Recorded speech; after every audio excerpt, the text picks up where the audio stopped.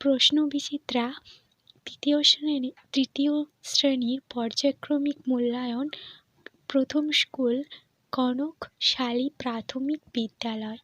এখানে প্রথম কোশ্চেনটা আছে, আরাম কবিতাটি কবির নাম সহ প্রথম 4 লাইন মুখস্থ লেখো। আরাম, শঙ্খ ঘোষ। আরাম, শঙ্খ ঘোষ। ঘুম ভেঙে চেয়ে দেখি আজ পাখিদের কুজনে, বাবা আছে মাও আছে দুই পাশে দুজনে। ওই ঘরে ঘুম ভরে ঝিঝি আছে বেঘরে, পুতুলেরা টুংটাং নেচে ওঠে এ ঘরে। 2 নম্বর কোশ্চেন বলেছে, নিচের প্রশ্নগুলি এক কথায় উত্তর দাও। কুজন কি? কুজন হচ্ছে কাকলি বা পাখির ডাক। বলাকা বলতে কি বোঝো? বলাকা বলতে সাদা পাখির ঝাঁক।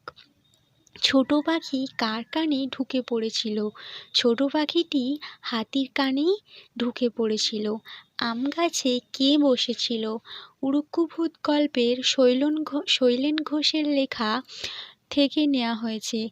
আমড়া গাছে একটা হুতুমুখো পেঁচা বসেছিল। পান্তা বুড়ি কার জ্বালায় অস্থির?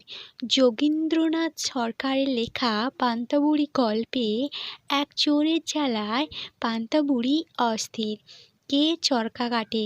3 নম্বর কোশ্চেনের উত্তর হচ্ছে, নিচের প্রশ্নগুলি সম্পূর্ণ বাক্যে উত্তর দাও। কে চরকা কাটে?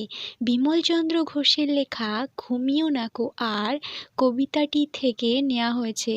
এখানে স্বপ্নবুড়ি চরকা কাটে।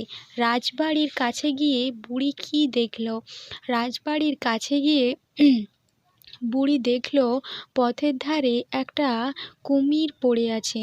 ঈশপের প্রভু কে ছিলেন? ঈশপের প্রভু রাজা ক্রোশাস ছিলেন। শরৎ ঋতুর আগে কোন ঋতু আসে? শরৎ ঋতুর আগে বর্ষা ঋতু আসে।